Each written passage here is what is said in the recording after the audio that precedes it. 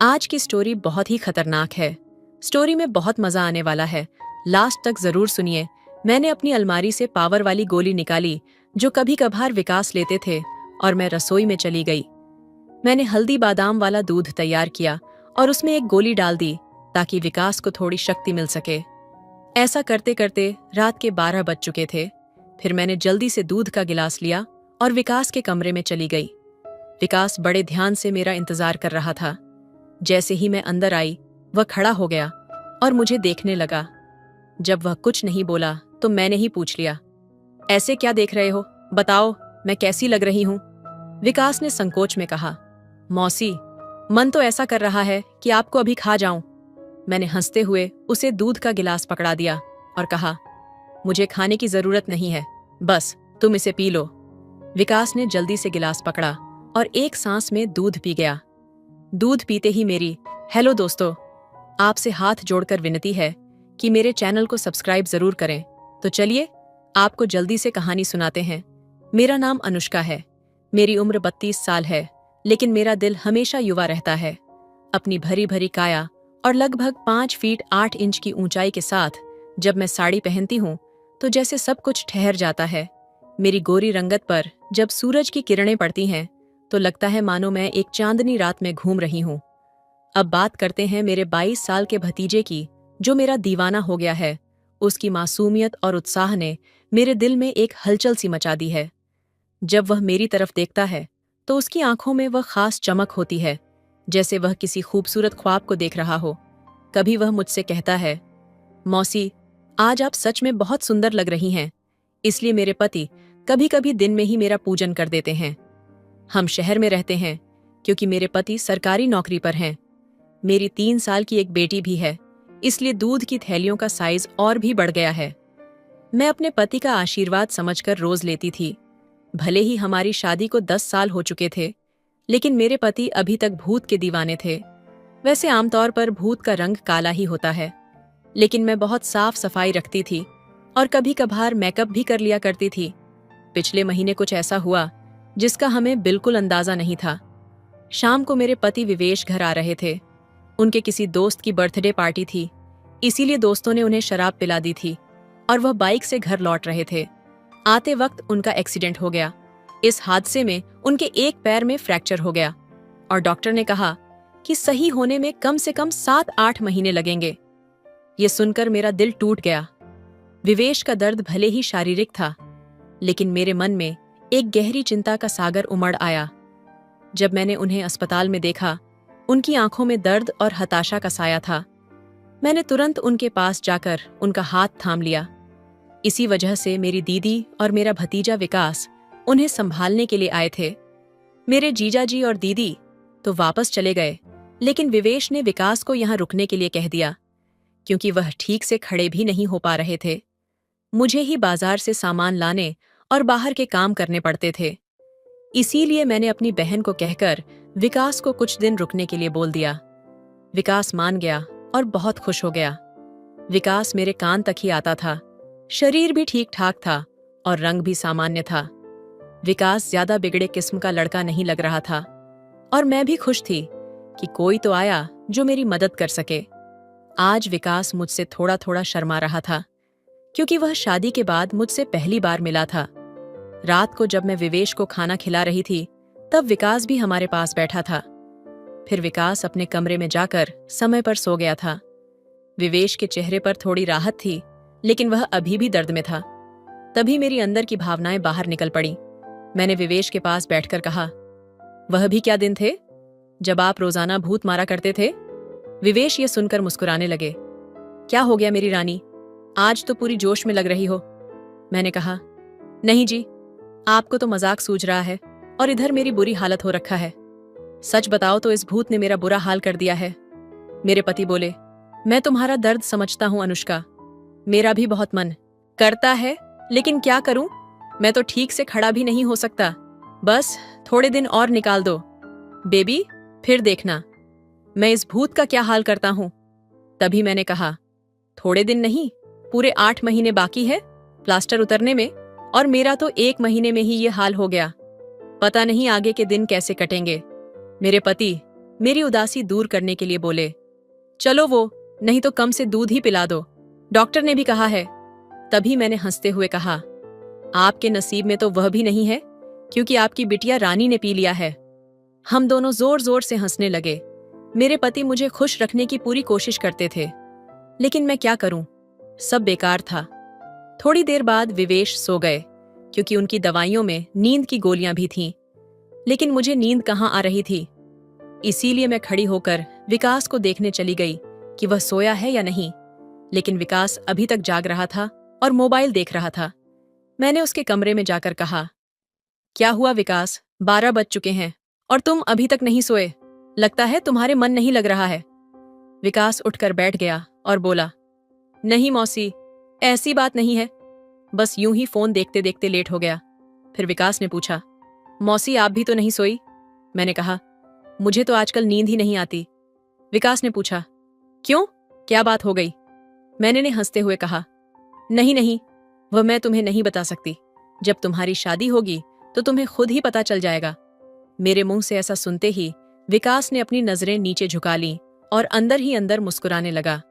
तभी मैंने कहा, अरे तुम तो इतनी सी बात पर शर्मा गए। अच्छा बताओ, अभी तक कोई लड़की पटाई है या नहीं? विकास कुछ नहीं बोला, उसे अभी भी शर्मा रही थी। तभी मैंने उसका हाथ पकड़ा और कहा, अरे पागल, अपनी मौसी से इतना मत शर्माओ। वह धीरे से बोला, मौसी सच बताओ तो ऐसी बातें मैंने अभी तक अपने दोस्तों से भी नहीं की हैं। मैंने कहा, अच्छा तो मुझे अपना दोस्त ही समझ लो ना, क्योंकि मुझे ऐसी बातें करने में बहुत मजा आता है।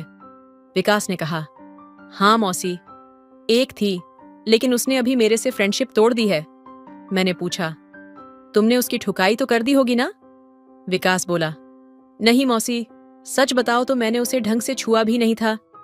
मैंने मुंह बनाते हुए कहा, तुम तो बड़े भोले हो विकास। चलो कोई बात नहीं, अब तुम मेरे पास आ गए हो तो मैं तुम्हें सब सिखा दूंगी। मैं बातें करती करती विकास के कमरे में ही सो गई थी। सुबह जब मेरी आंखें खुली तो विकास बेड पर बैठा हुआ मुझे ही निहार रहा था। मेरे उठते ही विकास ने मुझे गुड मॉर्निंग बोला। जब मैंने पूछा, क्या देख रहे हो, तो वह बोला, मौसी आप सच में बहुत खूबसूरत हो। मैंने मुस्कुराते हुए बोली, अच्छा तो अब तुम सुबह सुबह खूबसूरती का नजारा ले रहे हो और रात को तो बड़े शर्मा रहे थे? विकास मुस्कुराकर पूछने लगा, मौसी आप बुरा ना मानो तो एक बात पूछ सकता हूं? मैंने कहा, अरे पागल, मैं क्यों बुरा मानूंगी, पूछो क्या पूछना है? विकास मुझसे कहने लगा, मौसी सच सच बताना, आप जो 2.5 किलो के वजन अपने सीने पर लिए घूमती हो, आपको भारी नहीं लगता क्या? उसकी यह बात सुनकर मेरी हंसी छूट गई। इसके बाद विकास मुझसे काफी खुल गया था और अब वह मुझसे ज्यादा शर्म नहीं करता था। इससे मैं भी बहुत खुश थी, क्योंकि अब मेरा भी समय अच्छे से कटने लगा था। विकास को आए हुए 10 से 12 दिन बीत चुके थे और वह मुझसे काफी घुल मिल गया था। वह बाहर के सारे काम कर देता, बाजार से सामान ले आता और अपने चाचा को भी घुमा देता। मेरी तो बहुत सेवा करने लगा था। शाम को मेरा सर भी दबा देता और कभी कभी मेरी कमर की मालिश भी कर देता। लेकिन मेरी प्यास दिनों दिन बढ़ रही थी और मेरे पति की हालत अब भी वैसी ही थी। अब सब कुछ मेरी बर्दाश्त के बाहर हो चुका था। मैंने सोचा कि अब तो विकास ही है जो मेरी प्यास बुझा सकता है। वैसे मेरे पड़ोस में भी 3 लड़के रहते थे जो स्टडी करते थे। वे भी मुझ पर लाइन मारते थे। जब भी मैं छत पर बाल सुखाने या कपड़े सुखाने जाती तो वे मुझे देखते और अपनी आंखें सेकते। पहले तो मैंने सोचा कि उनमें से एक को सेट कर लूं ताकि कुछ समय के लिए काम चल जाए। लेकिन फिर मैंने सोचा कि मैं इस घर की इज्जत हूं और कल को पता नहीं इनमें से कौन मुझे या मेरे पति को बदनाम कर दे। इसीलिए मैंने उन्हें भाव नहीं दिया।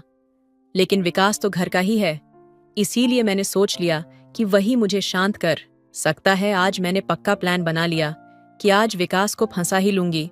उसके बाद मैं रसोई में खाना बनाने चली गई। जैसे ही विकास नहाकर फ्रेश होने के बाद रसोई में आया, मैंने दूध निकालने का बहाना बना दिया। मैं रसोई घर में ही लौटे मैं दूध निकाल रही थी। मेरी बेटी अभी ननिहाल गई हुई थी, क्योंकि घर में उसे संभालने वाला कोई नहीं था, इसलिए अब एक्स्ट्रा दूध निकालना पड़ता था। और घर में मेरे पति और विकास के अलावा कोई नहीं था, तो मुझे डर भी नहीं था। जैसे ही विकास अंदर आया, वह मुझे देखकर एकदम घबरा गया और कहने लगा, लगा, सॉरी मौसी, मुझे माफ कर दो, मैंने देखा नहीं, और बाहर जाने लगा। तभी मैंने उसे रोक लिया।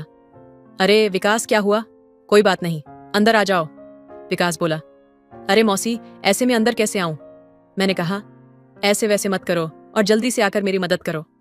विकास का मन भी कर रहा था, लेकिन मैं उसकी मौसी थी, इसीलिए वह थोड़ा अनकंफर्टेबल फील कर रहा था। फिर मैंने उसे कहा, अरे इतना क्या शर्मा रहे हो, अब जल्दी से आओ और मेरी मदद करो। धीरे धीरे विकास रसोई में आ गया और पास आकर खड़ा हो गया। वह मुझे देखता ही रह गया। तभी मैंने कहा, ऐसे क्या घूर रहे हो, क्या तुमने आज तक नहीं देखा? विकास बोला, माँ कसम, मौसी, मैं आपको बता नहीं सकता कि मुझे कैसा लग रहा है। बहुत ही मस्त है मौसी। मैंने कहा, तारीफें करना छोड़ो और यहाँ मेरी मदद करो। तभी विकास बोला, मौसी मुझे नहीं आता कैसे करना है। तो मैंने कहा, अरे बुद्धू, इसमें कुछ नहीं करना, ये लो पकड़ो और बस धीरे धीरे दबाओ। थोड़ी देर बाद जब विकास की धड़कनें तेज होने लगीं, तो मैंने सोचा कि अब इसके आगे झुकने का सही समय है। मगर जैसे ही मैं झुकने लगी तो देखा कि विकास का शैम्पू तो पहले ही निकल चुका है। उसे देखकर मेरा मन बहुत उदास हुआ, लेकिन फिर भी मेरी हंसी निकल ही पड़ी। मैंने नाराजगी से विकास को मारते हुए कहा, यह क्या किया पागल, तुमने तो शुरू होने से पहले ही खत्म कर दिया। इसके बाद जैसे ही विकास का नशा उतरा, उसने हड़बड़ाते हुए कहा, सॉरी मौसी, सॉरी, वो मैंने ऐसा पहले कभी नहीं किया, इसलिए मुझसे कंट्रोल नहीं हुआ। मैं अभी जाकर साफ करके आता हूं। और उसने मेरी एक भी बात नहीं सुनी और तुरंत रसोई में से चला गया। मैंने भी उसे ज्यादा रोकने की कोशिश नहीं की, क्योंकि मैं समझ चुकी थी कि यह उसके लिए इतना आसान नहीं होगा। इस चक्कर में आज खाना भी लेट हो गया था, इसलिए मैंने जल्दी से खाना तैयार किया और विवेश को कमरे में देने के लिए चली गई। विवेश भी बैठे बैठे खाने का इंतजार कर रहे थे। विवेश बिल्कुल सीधे साधे और सरल स्वभाव वाले आदमी हैं। वह मेरी बहुत चिंता करते हैं। जब मैं उनके लिए खाना लेकर गई तो पूरा पसीने से भीगी हुई थी। मुझे देखकर वह बोले, इतनी जल्दबाजी क्यों करती हो? अनुष्का, धीरे धीरे काम कर लिया करो, ना देखो तुमने अपना क्या हाल बना लिया है। तब मैंने उन्हें छेड़ते हुए कहा, यह तो कुछ भी नहीं है, जब तुम काम करते हो तो मेरा इससे भी बुरा हाल हो जाता है, और तब तो मैं तुम्हें रुकने के लिए भी कहती हूँ, लेकिन तुम तो नो बेबी नो कहकर स्पीडी को दुगना कर देते हो। मेरे मुंह से ऐसा सुनकर मेरे पति मुस्कुराने लगे। तुम भी ना अनुष्का, कहाँ की बात कहाँ ले जाती हो। इसके बाद विवेश ने खाना खा लिया और मैंने उन्हें दवाई भी दे दी। दवाई लेने के बाद उन्हें नींद आ गई और वह आराम करने लगे। मैं भी काफी थक चुकी थी, इसलिए मैं नहा धोकर फ्रेश हो गई। इसके बाद मैं विकास के कमरे में उसे देखने के लिए गई तो वह भी सो चुका था। फिर मैं भी आकर आराम करने लगी। शाम को जब मैं विकास को चाय देने गई तो वह बैठा फोन चला रहा था। मुझे देखकर उसके चेहरे पर मुस्कान आ गई। मैं भी उसे देखकर हंसने लगी और मैंने उससे पूछ लिया, क्या बात है? विकास, आज तो तुम काफी ढीले ढाले से लग रहे हो। विकास बोला, मौसी, वो मैंने पहली बार ऐसा अनुभव लिया था। प्लीज आप बुरा मत मानना, मैं सच बता रहा हूं, बिल्कुल कंट्रोल नहीं कर पाया।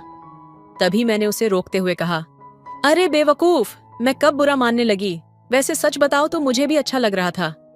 इसके बाद मैंने विकास को चाय पकड़ा दी और उसके साथ बैठकर पीने लगी। हम दोनों बातें करने लगे। आज विकास के मुंह से मेरे लिए तो फूल ही झड़ रहे थे।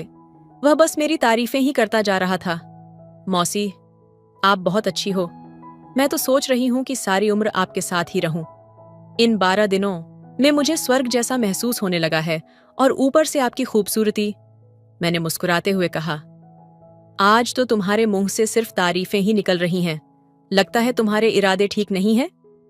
विकास मेरा हाथ पकड़कर बोला, आप सही कह रही हैं मौसी, मेरे इरादे बिल्कुल भी ठीक नहीं है। अब तो आपको मेरी बात माननी ही होगी। प्लीज मौसी, मना मत करना, बस एक रात के लिए मेरी बीवी बन जाओ। इसके बाद आप जो भी कहेंगी मैं करूंगा। जब विकास ये सब कह रहा था तो उसका चेहरा लाल टमाटर जैसा हो गया था और मेरी मुस्कुराहट फूट पड़ी थी। मैंने उसके सर पर हाथ फिरते हुए कहा, अरे पगले, इतना सीरियस क्यों हो रहे हो? बताओ, मैंने तुम्हें कभी किसी चीज के लिए मना किया है? वैसे भी अब तुम्हारे चाचा तो वैसा नहीं कर पाते हैं, और तुम इतना शर्माओ मत। अगर इतना शर्माओगे तो कैसे चलेगा अब से? तुम मुझे अपनी मौसी नहीं बल्कि जीएफ ही समझना। विकास बोला, मौसी, एक बात और है, मेरा तो छूते ही निकल जाएगा। मैं बहुत कंट्रोल करता हूँ, लेकिन आप इतनी खूबसूरत। मैंने उसे कहा, इसकी चिंता मत करो, इसका इंतजाम मैं कर दूंगी, तुम बस रात को तैयार रहना। मेरे इतना कहते ही विकास खुश हो गया और उसने थैंक्स मौसी की रट लगा दी। कहने लगा, मौसी आप बहुत अच्छी हैं। इसके बाद मैं चली गई, क्योंकि शाम हो रही थी और मुझे विवेश को नहलाना भी था। जब विवेश जी नहा लिए तो विकास उन्हें बाहर टहलाने ले गया। इसके बाद मैंने जल्दी जल्दी सारा काम कर लिया और उनके आने तक खाना भी तैयार कर दिया।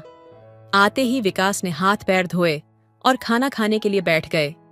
इतने में 10 बज चुके थे और विवेश की दवाइयों का समय हो रहा था। इसीलिए मैं उन्हें कमरे में ले गई और दवाइयां दे दी।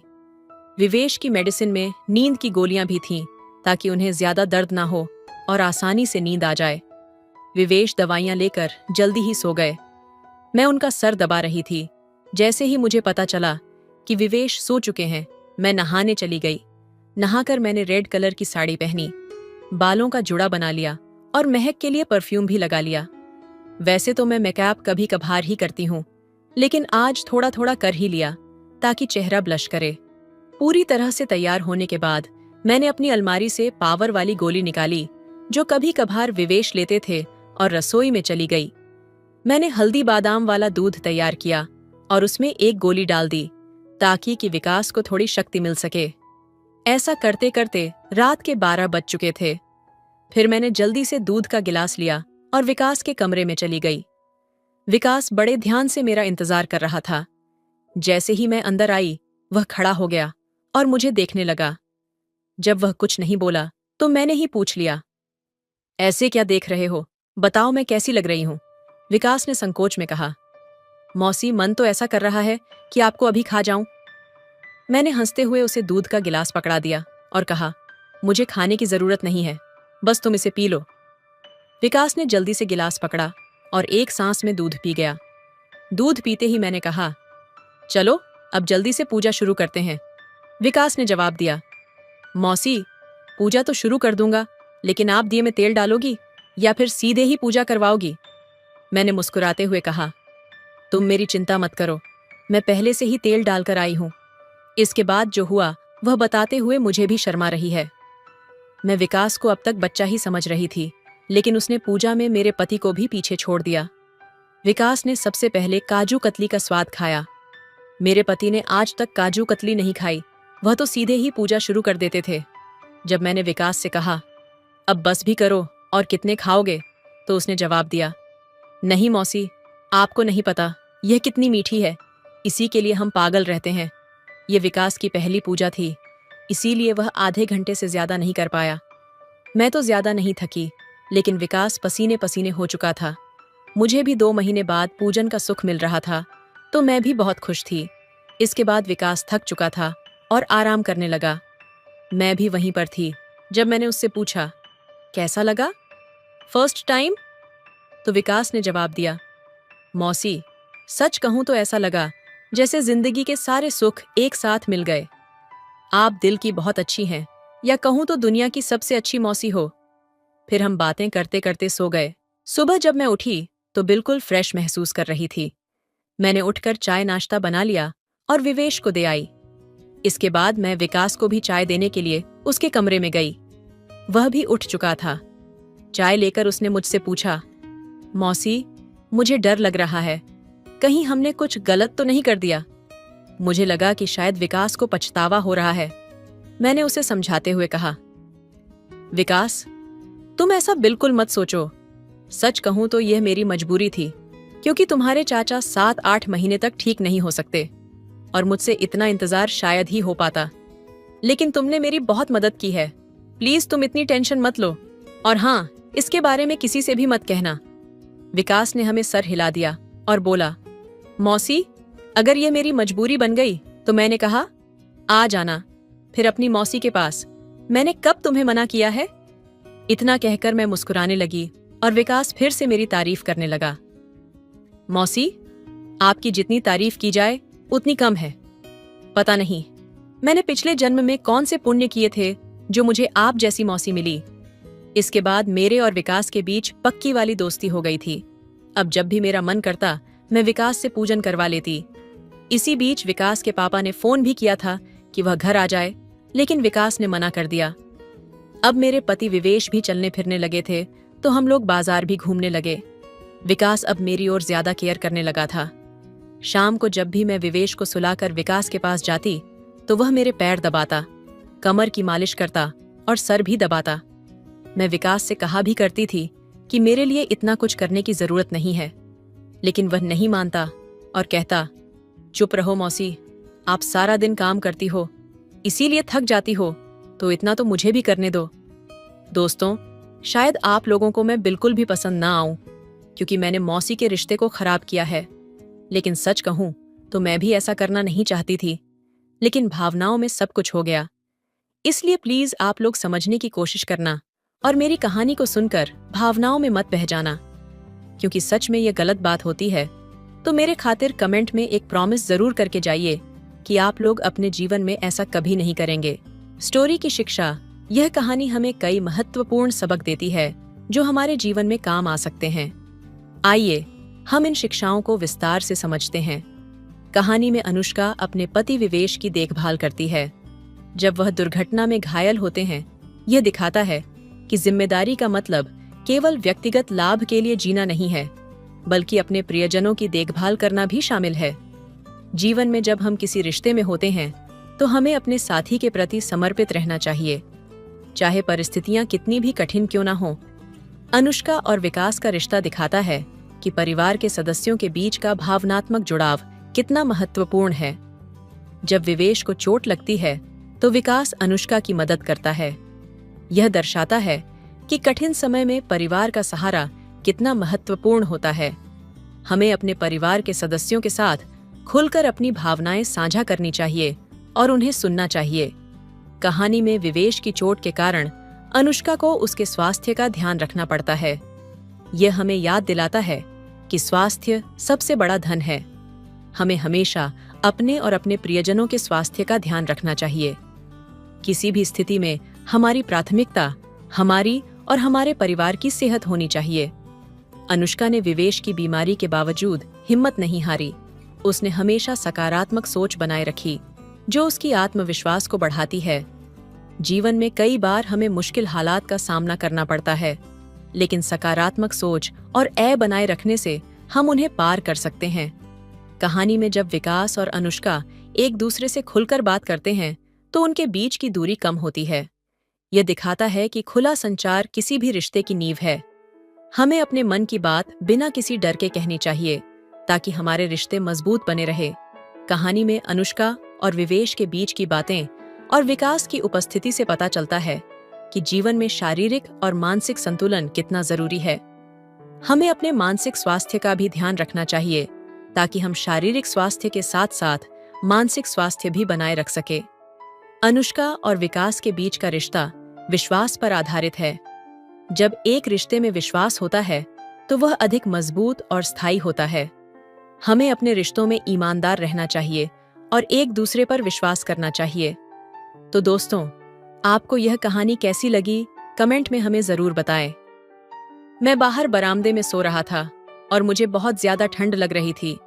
मेरी चाची मुझे देखकर कहती हैं कि बाहर बहुत ठंड है, तू ऐसा कर, यहाँ मत सो, प्रीति के पास चला जा, उसके साथ जाकर वहां लेट जा, क्योंकि हमारे 2 ही कमरे थे। मुझे बहुत खुशी हुई, आपको बता नहीं सकता मैं कितना ज्यादा खुश था। मैं अपनी चाची की बात मानकर प्रीति के पास जाकर लेट गया। प्रीति लेटी हुई थी और साइड में मैं भी था। जैसे ही आधी रात हुई, मैंने प्रीति की चादर पर हाथ फेरना शुरू कर दिया। दोस्तों, आपसे हाथ जोड़कर विनती है कि मेरे चैनल को जरूर सब्सक्राइब कीजिए। तो चलिए कहानी शुरू करते हैं। प्रीति भी जाग रही थी, लेकिन उसने मुझे कुछ नहीं कहा। धीरे धीरे मुझे पता लगने लगा कि प्रीति भी कुछ चाहती है। बस फिर क्या था, मैंने एक ही बारी में उसकी ले ली। मेरी चाची की छोटी बहन बहुत सुंदर थी, लेकिन मुझे उन्हें सुंदर कहने में बहुत शर्म आ रही थी, क्योंकि मुझे डर लग रहा था कि अगर मैंने उन्हें ऐसा कह दिया तो कहीं वह चाची को ना बता दे। आज तक मैंने चाची की बहन से ऐसी बातें करते नहीं सुनी थी। हम जॉइंट फैमिली थे। मेरे पापा और चाचा जी खेती का काम करते थे और वे ज्यादातर खेत में ही रहते थे। मेरी चाची और मेरी मम्मी घर पर ही रहती थीं। मेरी चाची का एक बेटा था जिसकी उम्र करीब 6 साल थी। मेरी चाची की 2 बहनें थीं। चाची की उम्र 28 साल थी और उनकी छोटी बहन की उम्र करीब 24 साल थी। चाची की बहन को तो मैंने चाचा के शादी वाले दिन ही अपना दिल हार बैठा था। शाम के समय हम खाना खा रहे थे। उसी वक्त चाची ने मुझे बताया कि बलजीत का जन्मदिन है और उसकी मौसी को यहाँ आना है और वह उसे लेकर आ जाए। बस फिर मैंने यह सुनते ही शादी जैसी चाहत मेरे दिल में चढ़ गई। मैंने वैसे ही चाची से पूछ लिया कि चाची, आपके घर वालों को भी आना है? चाची ने कहा, नहीं, उनको नहीं आना, क्योंकि पापा की सेहत ठीक नहीं है। इसी वजह से मम्मी उन्हें छोड़कर नहीं आ सकती। लेकिन छोटी बहन ने कहा कि मेरे इकलौते भांजे का जन्मदिन है तो जरूर आऊंगी। जब वह बस स्टैंड पर जाएंगे तो तुम उन्हें ले आना। मैंने उन्हें तुम्हारा नंबर दे दिया है। बस स्टैंड पर आकर वह तुम्हें फोन कर देंगी। मैं आपको बता नहीं सकता उस समय मुझे कितनी ज्यादा खुशी हो रही थी। मैंने जल्दी से खाना खाया और अपने कमरे में चला गया। अपनी सुंदर सी पेंट शर्ट निकालकर प्रेस करने लगा, क्योंकि आज मैं चाची की बहन को अपनी ओर आकर्षित करना चाहता था। मैं उन्हें काफी टाइम से पसंद करता था, लेकिन मुझे नहीं पता था कि वह मुझे पसंद करती है या नहीं, और ना ही मैंने कभी उनसे इस बारे में पूछा था, क्योंकि मेरे अंदर इतनी हिम्मत नहीं थी। मैं बहुत बेसब्री से उनके फोन आने का इंतजार कर रहा था। मुझे यह था कि वह जल्दी से मुझे फोन करें और मैं भागकर उनके पास चला जाऊं और उन्हें गले लगाऊं। लेकिन गले लगाना तो मैं सपनों में ही सोच सकता था। असल में मैं कुछ नहीं कर सकता था। खैर, मैंने जल्दी जल्दी अपने कपड़े प्रेस किए और बाथरूम में नहाने चला गया। वैसे मैं अपना फोन बाथरूम से बाहर ही रखता था, लेकिन आज मुझे इतना ज्यादा चाहत था कि मैंने बाथरूम में ही फोन ले लिया। मुझे यह था कि अगर उन्होंने मुझे फोन किया और मेरा फोन मेरे पास ना हुआ तो कहीं वह गुस्सा ना हो जाए और फोन करके चाची को ना बता दे। बस इसी वजह से मैंने फोन बाथरूम में ही ले गया। मैं जल्दी से नहा के अपने कपड़े पहनकर बाहर आ गया। आज मैंने एक महंगा परफ्यूम लगाया था, जिसे मैंने एक बार भी यूज नहीं किया था। मेरे बर्थडे पर वह परफ्यूम मुझे मेरे दोस्त ने गिफ्ट में दिया था, जिसे आज स्पेशली मैंने चाची की बहन के आने की खुशी में लगाया था। परफ्यूम से ज्यादा चाची की बहन मेरे लिए स्पेशल थी, जिसे मैं काफी समय से मिस कर रहा था, लेकिन कभी भी उनके साथ बात नहीं हुई थी, और आज मुझे उनके साथ कई बातें करने का मौका मिल रहा था। मैं पूरी तरह तैयार हो चुका था कि तभी मुझे एक नए नंबर से फोन आया। मुझे पता था कि यह किसका नंबर है, क्योंकि चाची की बहन के अलावा मुझे कोई फोन नहीं कर सकता था। इसलिए मैंने जल्दी से फोन उठाया। जैसे ही मैंने हेलो कहा, आगे से मीठी सी आवाज सुनकर सच में वह चाची की बहन ही थी। उन्होंने कहा, क्या आप समीर बोल रहे हैं? मैंने कहा, हाँ। वह बोली, मैं बस स्टैंड पर आ गई हूं, मुझे आकर ले जाओ। इतनी सुनते ही मुझे पता नहीं क्या होने लगा। मैंने कहा, आप इंतजार करें, मैं अभी आया, बस थोड़ा टाइम लगेगा। उन्होंने कहा, ठीक है। यह कहते हुए उन्होंने फोन काट दिया। परफ्यूम तो मैंने पहले ही लगाया हुआ था, पर मैं फिर से परफ्यूम छिड़क कर निकल पड़ा। मैंने जल्दी से चाबी उठाई और खुशी खुशी चाची की बहन को लेने चला गया। मुझे काफी ज्यादा एक्साइटमेंट हो रही थी उन्हें देखकर, क्योंकि आज मुझे उन्हें काफी समय बाद देखना था। चाची की शादी के बाद मैं हॉस्टल की पढ़ाई के लिए दूसरे शहर चला गया था, और वहां से मैं काफी सालों बाद घर आया था। इस वजह से मेरी उनसे मुलाकात नहीं हो सकी थी, और ना ही हमने एक दूसरे का नंबर लिया था जिससे हम फोन पर बात करते।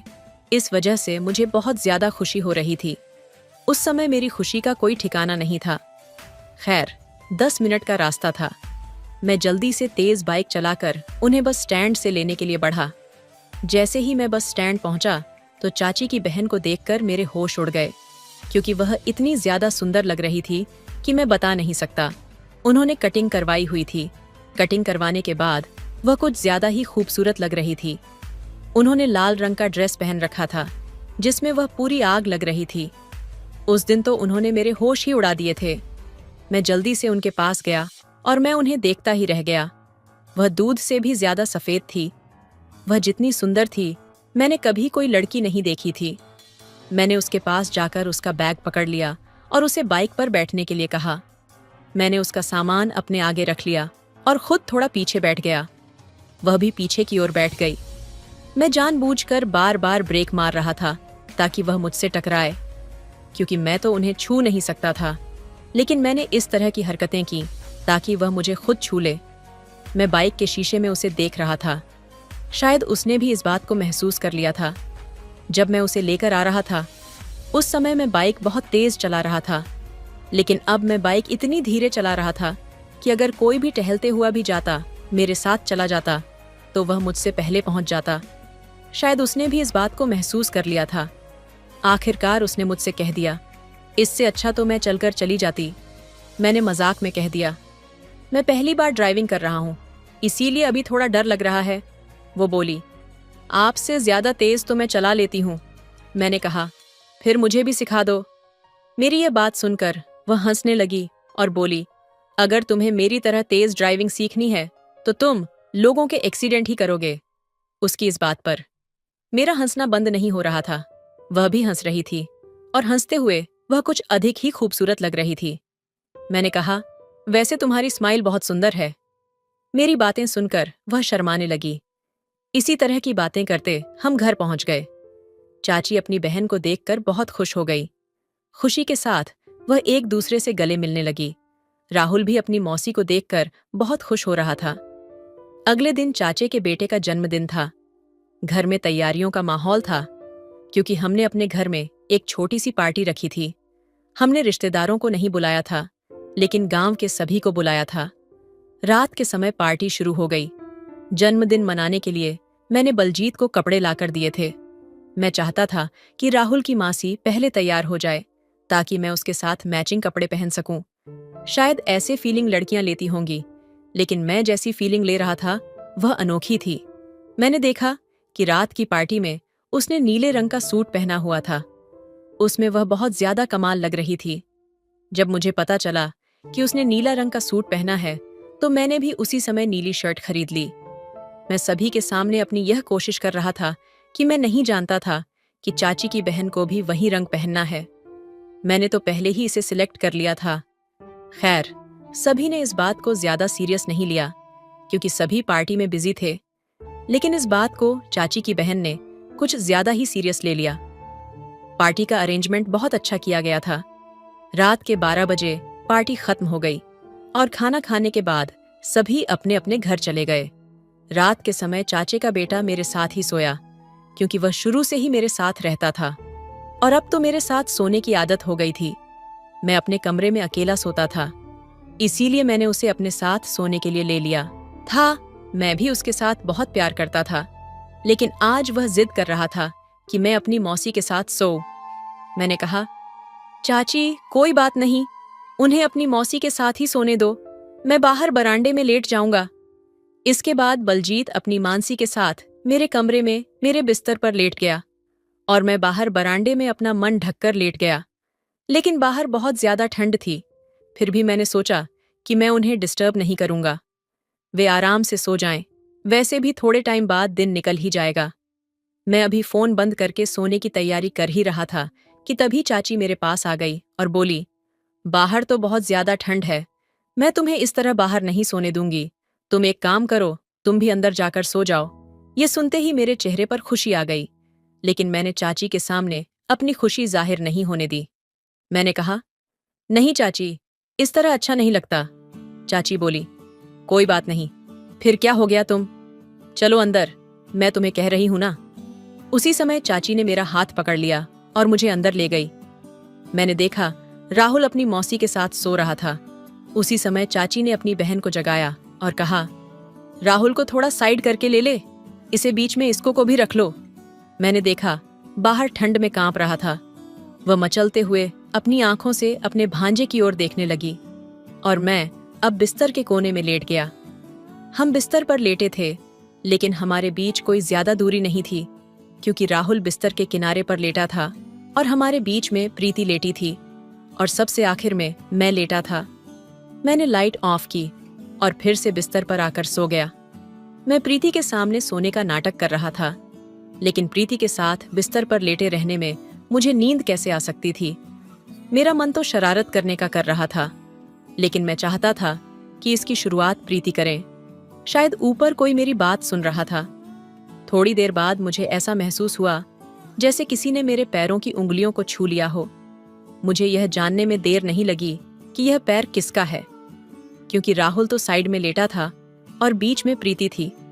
जैसे ही प्रीति ने मेरे साथ ऐसी हरकत की, मेरे पूरे शरीर में हलचल हो गई। वैसे भी मैं जाग रहा था और इस हलचल को मैंने जल्दी ही महसूस कर लिया था। मैंने देखा कि कोई बार बार मेरे पैरों की उंगलियों को छू रहा है। मुझे यह बहुत अच्छा लग रहा था। उस समय मेरे पूरे शरीर में आग लग गई। मैंने जानबूझकर सोने का नाटक करना शुरू कर दिया। फिर मैंने अपने जज्बातों पर काबू न रखते हुए जल्दी से अपना हाथ प्रीति के चादर पर रख दिया। मैंने अपने हाथ को इस तरीके से रखा कि उसे यह महसूस हो कि मैं नींद में यह सब कर रहा। जिस तरह वह बार बार मेरे पैरों को छू रही थी, उससे मुझे यह अंदाजा हो गया कि वह अभी तक सोई नहीं है, बल्कि जाग रही है। मैंने धीरे धीरे यह महसूस करने की कोशिश की कि उसका हाथ कहाँ है, और जल्दी ही मुझे उसका हाथ मिल गया। मैंने अपने हाथ से उसके हाथ को सहलाना शुरू कर दिया, क्योंकि मैं पहली हरकत उसे करवाना चाहता था। खैर, जिस तरह की सोच मैं कर रहा था, वैसा ही मेरे साथ हो रहा था। लेकिन मुझे हैरानी तब हुई जब उसने पलटकर मुझे गले लगा लिया। जैसे ही उसने मुझे गले लगाया, मेरे पूरे शरीर में करंट सा लग गया। मैं बता नहीं सकता कि उस समय मैंने अपने जज्बातों पर काबू कैसे पाया, लेकिन आखिरकार मैं भी एक लड़का था, इसलिए मुझे अपने आप को कंट्रोल में रखना था। शायद अब वह भी अपने जज्बातों पर काबू नहीं रख पाई और वह हरकत कर बैठी, जिससे मैं भी अपना होश खो बैठा। फिर प्रीति ने मुझे वह सुकून दिया जिसका मैं कब से इंतजार कर रहा था। मुझे बहुत खुशी महसूस हो रही थी और प्रीति भी बहुत खुश थी। हम सारी रात साथ में सोते रहे। अगले दिन उसे अपने घर जाना था। मेरा दिल नहीं कर रहा था कि मैं उसे भेजूं, इसलिए मैंने जिद करके उसे 1 हफ्ते के लिए रोक लिया। 1 हफ्ते हमने बहुत मस्ती की और 1 हफ्ते बाद वह अपने घर चली गई। मैं उस 1 हफ्ते को अपनी जिंदगी में नहीं भूल सकता, क्योंकि उस हफ्ते उसने मुझे बहुत खुशी दी थी, जो मैं कभी नहीं भुला सकता। जिस दिन मुझे नौकरी मिली, उस दिन मैं बहुत खुश था, क्योंकि मैं अपनी चाची की बहन के साथ शादी की बात करने के बारे में सोच रहा था। एक दिन मैंने अपनी चाची को बता दिया, चाची, मैं आपकी बहन से बहुत प्यार करता हूँ और उससे शादी करवाना चाहता हूँ। मेरी चाची को इस बात पर कोई एतराज नहीं था, क्योंकि मेरी अच्छी नौकरी लग चुकी थी और मेरी सैलरी भी बहुत अच्छी थी। चाची ने अपने घर के साथ भी बात की और उन्होंने भी मान लिया। अब 1 महीने बाद हमारी शादी है और हम दोनों बहुत खुश हैं। अब हम अपनी जिंदगी के पूरे नज़ारे लेते हैं। तो दोस्तों, उम्मीद करती हूँ कि आपको ये कहानी पसंद आई होगी। मालिक, मैं तो अभी बहुत छोटी हूँ, मैं सहन नहीं कर पाऊंगी, लेकिन मालिक पर तो जुनून सवार था। वह इस मौके का फायदा उठाना चाहते थे। उन्होंने कहा, जितने पैसे चाहिए ले लो, पर आज मुझे मत रोको। मेरे मालिक 60 साल के बूढ़े इंसान थे, लेकिन दिल अब भी उनका जवान था। वह रोज मुझे 500 देते और कहते कि मेरे पैरों की मालिश कर दो। मैं खुशी खुशी ये काम कर देती। एक दिन जब घर पर कोई नहीं था, तो मालिक ने मुझे कमरे में बुलाया और उन्होंने दरवाजा बंद कर दिया और मुझे 1000 देकर कहा, आज मेरे पूरे बदन में दर्द है, मेरे बदन की मालिश कर दो। मैंने सोचा, ये बूढ़े इंसान है, मालिश कर देती हूँ। पर जैसे ही उन्होंने अपने कपड़े उतारे, मेरी तो जान निकल गई, क्योंकि उनका इरादा तो बहुत कुछ था। दोस्तों, आपसे हाथ जोड़कर विनती है कि मेरे चैनल को जरूर सब्सक्राइब कीजिए। चलिए कहानी शुरू करते हैं। मेरा नाम सुमन है और मैं एक गरीब घर की लड़की हूँ। मैं जिंदगी में कुछ करना चाहती थी ताकि हमारे घर की आर्थिक स्थिति सुधर सके। मेरे 2 भाई हैं, वह मुझसे बड़े हैं। मेरे मम्मी पापा मजदूरी करके किसी तरीके से हमारा पेट पालते थे और मेरे भाई भी बहुत ही कम उम्र से काम करने लगे थे। मुझे स्कूल जाने का बहुत शौक था, पर 5वीं तक पढ़ाई करने के बाद मैं पढ़ाई छोड़ चुकी थी, क्योंकि मेरी माँ ने मेरा स्कूल से नाम कटवा दिया था। मैंने माँ से कहा कि अगर मैं पढ़ लिख जाऊंगी तो हमारे हालात सुधर जाएंगे, पर मेरी माँ ने एक न सुनी और 12 साल की उम्र में ही उन्होंने मुझे एक घर पर काम पर लगा दिया था। अब मैं जवान हो रही थी और मेरे मालिक के घर पर मेरे 60 साल के बूढ़े मालिक गोरेलाल अपने बेटे और बहू और पोते के साथ रहते थे। उनका पोता 15 साल का था। उसका नाम पंकज था। पंकज मुझसे बस 2 साल बड़ा था। कभी कभी मैं उसके साथ बात करती तो पंकज की माँ गुस्सा हो जाती और कहती कि यह तो काम वाली है पंकज, तुम इससे दूर रहा करो। पर फिर भी जब भी मौका मिलता, पंकज मुझसे बात करता था। उसने मुझसे पूछा था कि तुम इतनी कम उम्र में पढ़ाई छोड़कर हमारे घर पर काम करने क्यों आती हो? मैंने कहा, हम बहुत ही गरीब हैं और मेरी माँ ने मुझे यहाँ पर काम पर लगा दिया। मेरा काम पंकज के दादा की सेवा करना था। मैं दिन भर घर पर रहती और मालिक की सेवा करती। मालिक 60 साल के थे पर देखने में 40-45 साल के लगते थे। उनका शरीर बहुत हट्टा कट्टा था। 2 साल तक तो सब कुछ ठीक चला, लेकिन अब मैं जवान होने लगी थी। मेरा शरीर निखरने लगा था और मेरे अंदर जवानी उमड़ने लगी थी। पंकज भी अब बड़ा हो चुका था और कभी कभी मौका मिलता तो वह मुझसे बात करता था, पर उसकी माँ को बिल्कुल पसंद नहीं था कि हम दोनों आपस में बातें करें। अगर वह देख लेती तो मुझे बहुत डराती थी। एक दिन मुझे मेरे मालिक ने अपने कमरे में बुलाया और कहा, बेटा, मेरे पैरों में आज बहुत दर्द हो रहा है। उन्होंने मुझे 1000 रुपए दिए और कहा कि मेरे पैरों की अच्छे से मालिश कर दो। मैं काफी खुश हो गई थी क्योंकि ये पैसे हमारे लिए बहुत मायने रखते थे। दिन भर मालिक के घर रहने के बाद भी मेरी सैलरी सिर्फ 6000 थी। मैं मालिक की सेवा के साथ साथ घर का छोटा मोटा काम भी कर दिया करती थी, पर आज तक मुझे कोई एक्स्ट्रा पैसे नहीं मिले थे। पहली बार मुझे एक्स्ट्रा पैसे मिले, वरना मेरे पैसे तो मेरी माँ ही रख लिया करती थी। मैंने तेल लिया तो गोरेलाल मालिक ने अपनी धोती ऊपर उठा ली। मुझे वह बहुत ही अजीब लगा, पर वह ठहरे बुजुर्ग इंसान। यह सोचकर मैं उनके पैरों की मालिश करने लगी। वह आंखें बंद करके आराम से लेटे हुए थे। करीब 1 घंटे तक मैंने उनकी मालिश की थी। उसके बाद मैं वहां अपने घर पर आ गई। अगले दिन मैं काम पर गई तो शाम के बाद फिर से गोरेलाल मालिक ने मुझे अपने पास बुला लिया और कहा कि बेटा, कल की तरह आज भी मेरे पैरों की मालिश कर दो, और फिर से मुझे 500 दिए। और अब ऐसा रोज रोज होने लगा था। रोज मुझे एक्स्ट्रा पैसे देते और मुझे यह काम करवाते। लेकिन एक दिन कुछ ऐसा हुआ कि मेरे पैरों से जमीन निकल गई। मैं डर के मारे थर थर कांपने लगी और मेरी जान निकल गई। मैंने जो देखा था मुझे अपनी आंखों पर यकीन नहीं आ रहा था। उस वक्त मैं सिर्फ 14 साल की थी, तो मुझे समझ नहीं आ रहा था कि मैं क्या करूं।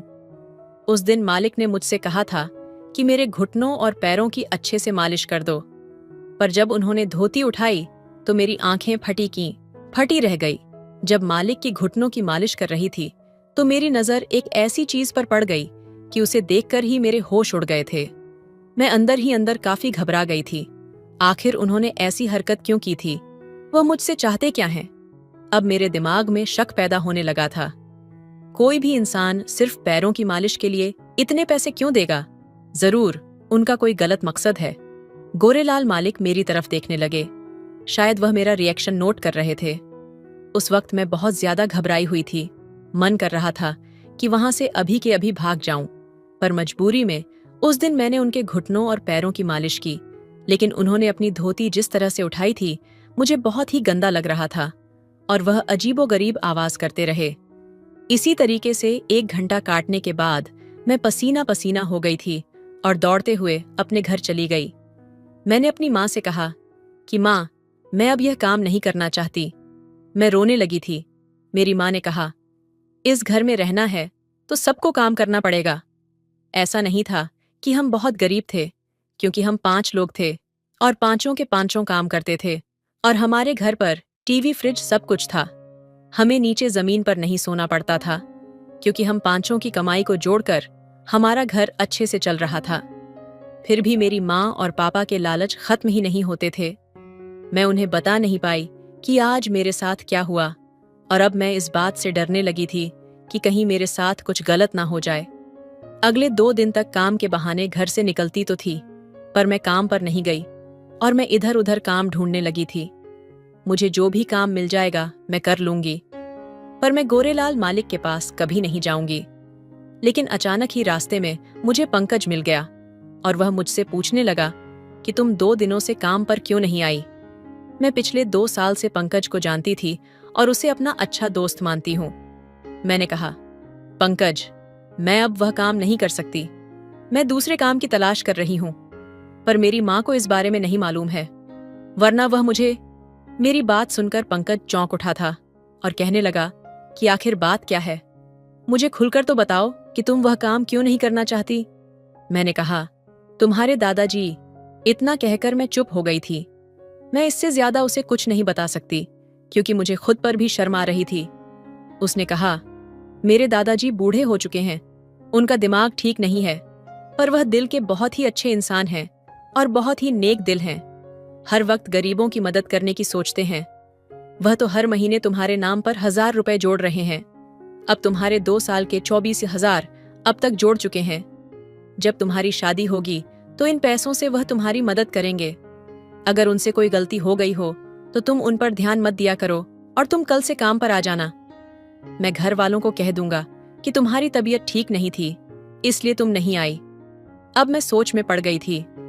हो सकता है कि मैं ज्यादा ही सोच रही हूं। शायद गोरेलाल मालिक कच्छा पहनना भूल गए होंगे। बेचारे 60 साल के हैं, भले ही जवान दिखते हैं। शायद उन्हें ध्यान ही नहीं रहा होगा और मुझे अपनी पोती जैसा ही समझते होंगे। बेचारे मेरी शादी का पैसा भी जोड़ रहे हैं और मैं ही इतनी पागल हूं कि उनके बारे में क्या क्या सोच लिया। अगले दिन से ही मैं फिर से काम पर जाने लगी और गोरेलाल मालिक फिर से मुझे अपने पास बुला लेते और पैसे देकर कहते कि मेरे पैरों की मालिश कर दो। लेकिन अब मैंने नोटिस किया कि वह जब धोती को ऊपर उठाते तो उनका सब कुछ नजर आ जाता था। हालांकि वह आगे पीठ करके रहते थे और कभी कभी ही मेरी तरफ देखते थे। मुझे यह काम करना बिल्कुल भी अच्छा नहीं लगता था और रात होते ही मुझे इस काम के एक्स्ट्रा पैसे मिलते थे, जो कि मुझे अपनी माँ को भी नहीं देने पड़ते थे। तो मैं लालच में आ गई थी। एक दिन मैं मालिक के घुटनों की मालिश कर रही थी। पंकज की माँ अचानक से कमरे में आ गई। उनके आते ही मालिक ने अपनी धोती को बिल्कुल सही कर लिया। अब मुझे शक होने लगा कि मालिक मुझे दिखाने के लिए ही सब कुछ कर रहे हैं। फिर भी मजबूरी में मैं रोज काम के लिए आती थी। लेकिन 1 महीने बाद कुछ ऐसा हुआ कि मैं सारी रात रोती रही, चिल्लाती रही, पर मेरी आवाज सुनने वाला घर पर कोई नहीं था। पंकज अपने मम्मी पापा के साथ एक शादी में गया हुआ था और पंकज की माँ ने मेरी माँ को फोन करके कह दिया था कि हम 2 दिनों के लिए बाहर जा रहे हैं और आपकी बेटी को 2 दिनों तक हमारे घर पर ही रहकर मेरे ससुर जी की सेवा करनी पड़ेगी। घर का सारा काम करना पड़ेगा। उसके लिए अलग से मेरी माँ को वह 2,000 देने वाली थी। मेरी माँ तो खुश हो गई थी क्योंकि वह लालची थी और मुझसे यह कह दिया था कि घर का सारा काम कर देना और खाना बना देना और मालिक की अच्छे से देखभाल करना और तुम वहीं पर रात में रुक जाना। पर मुझे बिल्कुल भी सही नहीं लग रहा था और मैं बहुत घबरा रही थी। मैंने पंकज को बुलाकर भी कह दिया था कि मुझे बहुत घबराहट हो रही है। पंकज ने कहा, मेरे दादाजी बहुत ही नेक दिल इंसान हैं। मैंने तुमसे कहा है ना, तुम्हें डरने की कोई जरूरत नहीं है। वह तुम्हें अपनी पोती की नजर से देखते हैं। मैं पंकज से कह नहीं पाई थी कि वह मेरे साथ रोज क्या करते हैं। उनकी गंदी हरकतों से मैं बहुत ज्यादा परेशान हो चुकी थी। अब 2 दिन मुझे उनके साथ बिताने थे। पंकज और उसका परिवार शादी में चला गया। उनके जाते ही मैं रसोई में जाकर खाना बनाने लगी। खाना बनाते ही मालिक ने मुझे अपने पास बुला लिया। उन्होंने कहा, बेटा, आज मेरी तबीयत बहुत ज्यादा खराब है। आज तो तुम मेरे पूरे शरीर की मालिश कर दो। उन्होंने 2,000 निकाले और मेरे हाथों में थमा दिए। कहा कि आज पूरी रात मेरी अच्छे से मालिश करो। चलो पहले खाना खा लेते हैं, फिर तुम मालिश शुरू कर देना। मैं दिन भर के काम से आज बहुत ज्यादा थक चुकी थी और मुझे रात भर जाग कर उनकी सेवा करनी थी, क्योंकि मैं भी इंसान ही हूं। मुझे भी तो नींद की जरूरत है। लेकिन 5,000 के नोटों को देखकर मेरे मन में लालच आ गया। मैंने उनसे पैसे ले लिए और पंकज ने मुझे बार बार कहा था कि उसके दादाजी एक नेक दिल इंसान हैं। लेकिन फिर भी न जाने क्यों मुझे अंदर ही अंदर बहुत ज्यादा घबराहट हो रही थी। मेरा दिल बहुत ही अजीब तरीके से धड़क रहा था, क्योंकि आज रात घर पर हम दोनों ही थे। खाना खाने के बाद डर डर कर मैं उनके कमरे में अंदर गई। मेरा गला बिल्कुल सूख रहा था। मेरी सांस बहुत तेज चलने लगी थी। मेरे अंदर आते ही मालिक ने कमरे की लाइट बंद कर दी और डिम लाइट जला दी और उसके बाद उन्होंने मुझे मालिश वाला तेल पकड़ा दिया और फिर कुछ ऐसा किया कि मेरे होश उड़ गए। उन्होंने अपने सारे कपड़े उतार दिए। उन्हें देखकर तो मेरी हालत बहुत ज्यादा खराब हो गई और मैं बिल्कुल कांपने लगी थी। मैं उनकी मालिश करने लगी। वो मालिश के मजे ले रहे थे। पहले तो उल्टा लेटे हुए थे, फिर थोड़ी देर बाद वह सीधे लेट गए। उन्हें देखकर तो मेरी चीख निकल गई। मुझे इस तरह डरता हुआ देखकर वह मुस्कुराने लगे थे। मैं मालिश कर रही थी क्योंकि उन्होंने कहा था कि मेरे पूरे शरीर की मालिश कर दो। मेरा दम बिल्कुल घुटने लगा था, लेकिन गोरेलाल ने मुझे हाथ नहीं लगाया। उसने मेरे साथ कुछ भी गलत हरकत नहीं की। करीब 2 घंटे मालिश के बाद उन्होंने कहा, अब तुम जाकर सो जाओ। मैं उनके कमरे से बाहर आई, लेकिन मुझे अजीब सा कुछ होने लगा था। मेरे अंदर एक अजीब सी हलचल पैदा हो गई थी। मैं दरवाजे के बाहर खड़ी थी और मेरी सांसें बहुत तेज चल रही थीं। मैं अब जवान हो चुकी थी। मेरा मन करने लगा कि मैं उनके कमरे में फिर से चली जाऊं। मैं अपने कमरे तक न जा सकी और उनके कमरे में वापस आ गई थी। गोरेलाल मुझे देखकर मुस्कुराने लगे और कहा, आओ मेरे पास। और उसके बाद उस कमरे में जो कुछ भी हुआ, मैं पूरी रात चीखती रही और आखिरकार गोरेलाल मालिक ने मुझे अपने जाल में फंसा ही लिया। शायद वह चाहते थे कि मैं खुद बखुदा उनके जाल में फंस जाऊं। वह तो बस दाना डाल रहे थे और 2 दिनों तक बस यही होता रहा। उसके बाद उन्होंने कहा, जाओ अपने घर जाकर 2-3 दिन तक आराम कर लेना।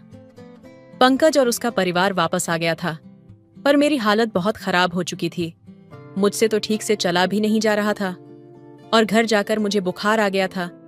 यह मुझसे क्या भूल हो गई थी। जब मेरी माँ ने मेरी हालत देखी तो उन्हें शक हो गया और वह मुझसे पूछने लगी कि यह सब क्या है। मैं रोने लगी थी और उन्हें सब कुछ बता दिया। वह अपना सीना पीटने लगी और बार बार यही कहने लगी कि यह क्या कर दिया मैंने अपनी बेटी के साथ। लेकिन उसके बाद मेरी माँ ने जो किया मैं कभी नहीं भूल सकती। वो सीधे मालिक के पास चली गई और कहने लगी कि वह सारी दुनिया को बता देंगी कि उन्होंने मेरी बेटी के साथ क्या किया है। अब मालिक बहुत ज्यादा डर गए थे क्योंकि मैं नाबालिग थी। फिर उन्होंने वादा किया कि वह मेरी शादी पंकज के साथ करवा देंगे। मालिक ने मुझे स्कूल में एडमिशन करवा दिया था। अब मैं फिर से स्कूल जाने लगी और अपनी पढ़ाई शुरू कर दी। और जब मैं 18 साल की हो गई तो उन्होंने मेरी शादी पंकज से करवा दी। अब मेरी जिंदगी काफी सुधर गई थी। जिस घर में मैं कभी नौकरानी थी, वहां की मैं मालकिन बन गई थी। मेरी शादी के 1 साल के अंदर पंकज के दादा की मौत हो गई। मुझे पता चला कि उसके दादाजी को कैंसर था और वह ज्यादा दिन के मेहमान नहीं थे। शायद इसी वजह से उन्होंने मेरे साथ रिश्ता बनाया था। मौत से पहले एक बार फिर से जीना चाहते थे। उन्होंने मेरे नाम पर ढेरों सारी संपत्ति कर दी थी। मैंने पंकज को कभी नहीं बताया था कि मेरे और उनके दादाजी के बीच क्या हुआ था, क्योंकि पंकज अपने दादाजी को एक अच्छा इंसान समझता था और मैं यह सब कुछ बताकर उसे दुखी नहीं करना चाहती थी। पर मेरी जिंदगी के वह दिन मैं कभी नहीं भूल सकती और जब भी मुझे वह दिन याद आता है तो मुझे बहुत शर्मिंदगी महसूस होती है। तो दोस्तों, इस कहानी का मकसद यही है कि लालच बुरी बला है। हमें कभी भी लालच नहीं करना चाहिए। कभी कभी लालच हमारी पूरी जिंदगी के लिए तावा छोड़ जाता है। तो दोस्तों, यह थी आज की कहानी। आपको कैसी लगी हमें कमेंट में जरूर बताएं। वीडियो अच्छी लगे तो लाइक करें, शेयर करें, सब्सक्राइब करें। धन्यवाद। मेरी चाची 10 दिनों के लिए हमारे घर पर आई थी। उस समय मम्मी तीर्थ यात्रा पर गई हुई थी और पापा अपने काम में व्यस्त थे, इसलिए मैं और चाची ही घर पर थे। चाची का सादगी भरा चेहरा और उनकी मुस्कान मेरे मन में बस चुकी थी। वे हर काम इतनी सहजता से करती थीं कि मैं हमेशा उनकी ओर खींचता चला गया। एक रात मैं अपने कमरे में सोया हुआ था। तभी मुझे अचानक महसूस हुआ कि मेरे पास कोई बैठा हुआ है। जब मैंने आंखें खोली तो देखा कि चाची छोटे कपड़े पहनकर मेरे पास बैठी हुई हैं। उनकी आंखों में कुछ खास था, जैसे वे मुझसे कुछ कहना चाह रही थीं। उन्होंने धीरे से मेरा हाथ पकड़ा और कहा, प्रिंस, तुम्हारे चाचा तो बहुत अच्छे हैं, पर तुम में कुछ खास है। तुम में वह ताकत है जो मुझे कहीं और महसूस नहीं हुई। उनकी बातों में एक अलग तरह की नजाकत और अपनापन था। मैं असहज था, लेकिन उनकी आंखों में ऐसा कुछ था जो खींचे जा रहा था। चाची ने मेरे हाथ को हल्के से अपनी ओर खींचा और कहा, प्रिंस, तुम बड़े हो गए हो और तुम्हारी इस समझदारी ने मुझे बहुत प्रभावित किया है। उनके शब्दों ने जैसे मेरे दिल की धड़कनें तेज कर दी। मैं प्रिंस हूं। रोज की तरह उस दिन भी जब मैं जिम से वापस आया तो देखा कि चाचा और चाची घर में थे। उन्हें देखकर मुझे बहुत खुशी हुई। चाचा अक्सर अपने काम के सिलसिले में हमारे शहर आते रहते थे, लेकिन चाची पहली बार हमारे घर आई थी। मुझे देखते ही चाची मेरे पास आई, मुस्कुराई और बोली, प्रिंस, अब तुम कितने बड़े और मजबूत हो गए हो। मैंने उनके चेहरे पर वही पुरानी मासूमियत देखी, लेकिन अब उसमें एक अलग आकर्षण था। रात का खाना खाकर खत्म करने के बाद चाचा जाने लगे, लेकिन चाची रुक गई। मुझे यह अजीब लगा, लेकिन चाची ने मुस्कुराते हुए कहा, मैं कुछ दिन यहीं रुकूंगी। प्लीज दोस्तों, आपसे मेरी विनती है कि मेरे चैनल को जरूर सब्सक्राइब कीजिएगा। तो चलिए कहानी शुरू करते हैं। जैसे वे मुझसे कुछ और कहना चाह रही थी, मैं और चाची चाचा को विदा करने के बाद घर वापस आए। रात को माँ और चाची कमरे में बातें कर रही थीं, लेकिन मेरा मन कहीं और था। मैंने माँ को बाहर बुलाया और धीरे से पूछा, मम्मी चाची यहीं क्यों रुक गई? क्या हुआ है? मम्मी ने हंसते हुए कहा, अरे ऐसा कुछ नहीं है, बस तुम्हारे चाची यहाँ कुछ दिन आराम करना चाहती हैं। लेकिन मेरी नजरों में चाची का चेहरा बार बार घूम रहा था और उनके शब्द मेरे पर गहरे असर कर चुके थे। इस पर मम्मी ने कहा, नहीं प्रिंस, तुम्हारे चाचा का कुछ काम था, इसलिए वह ज्यादा दिन हमारे घर नहीं रुक सके। चाची की 10 दिनों के लिए यहाँ डॉक्टर के पास ट्रीटमेंट है और अगले 10 दिन वह हमारे घर पर ही रहेंगी। यह तुम्हारे लिए खुशी की बात होगी, क्योंकि अब मैं अपनी सहेलियों के साथ जाने वाली थी। ऐसे में तुम्हारे खाने पीने की समस्या हो सकती थी, लेकिन अब तुम्हें कोई सामान ढूंढने की जरूरत नहीं है। तुम्हारी चाची घर के सारे काम कर लेंगी। मम्मी को यह बात ठीक लगी, इसीलिए मैं अपने कमरे में चला गया। मैंने मम्मी से चाची के ट्रीटमेंट के बारे में पूछा था। दोस्तों, चाची के आने से पहले मम्मी का कॉलोनी की एक सहेली के साथ मंदिर दर्शन का कार्यक्रम तय था, जो 2 दिन में होने वाली थी। अब कुछ दिन मम्मी घर पर नहीं थी और उन्होंने चाची को इस बारे में पहले ही बता दिया था। चाची ने मुस्कुराते हुए कहा, आप बेफिक्र होकर दर्शन करने जाएं। घर के सारे काम और प्रिंस का मैं अच्छे से ख्याल रखूंगी। दूसरे दिन तय योजना के अनुसार मम्मी अपनी सहेलियों के साथ देव दर्शन के लिए निकल गई।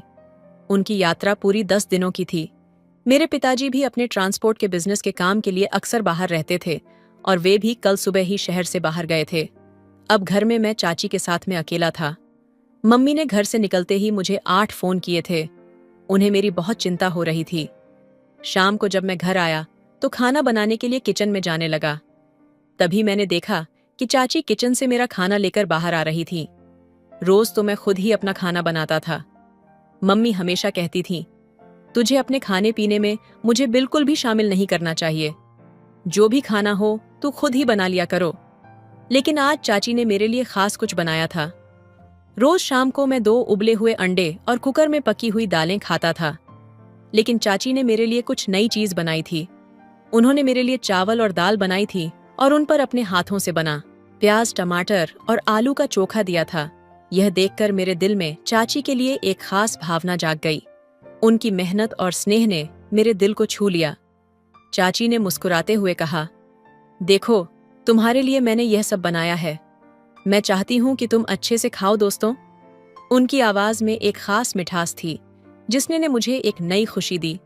मैंने खुद को चाची की देखभाल में खो दिया और यह सोचने लगा कि शायद अब मुझे खाना बनाते समय खुद को अकेला महसूस नहीं करना पड़ेगा। लेकिन आज चाची ने मेरा खाना पहले ही बना दिया था। उस दिन पहली बार हमें तैयार खाना मिला था। मैंने चाची से पूछा, चाची, आपको मेरे खाने के बारे में कैसे पता? इस पर वह बोली, मैं दोपहर में तुम्हारे कमरे की सफाई करने गई थी। तब मैंने वहां तुम्हारा खाना का पूरा चार्ट देखा था, जिसमें किस दिन क्या खाना है सब कुछ लिखा हुआ था। मैंने हंसते हुए कहा, वाह चाची, आप तो बहुत ही होशियार निकली। ऐसा कहकर मैंने चाची को गले लगा लिया। मुझे तैयार खाना मिलने के कारण मैं बेहद खुश था। मुझे अंदाजा नहीं था कि मेरी अनजाने में दी गई गले लगने की प्रतिक्रिया चाची पर इस तरह का असर करेगी। जब मैंने चाची की तारीफ की तो वह मुस्कुरा उठी। उनके चेहरे पर एक अलग ही नूर था। दोस्तों, अगले 2 दिन भी इसी तरह बीता।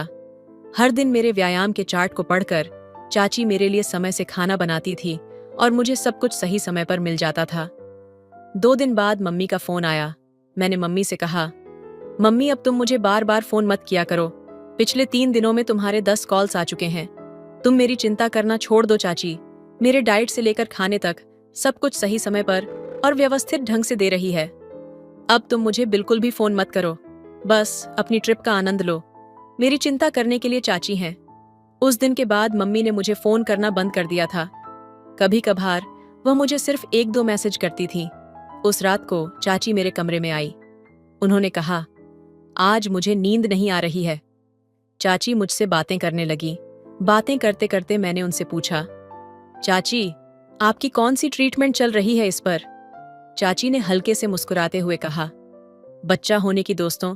मैंने और कोई सवाल नहीं पूछा। तभी अचानक बिजली कड़की।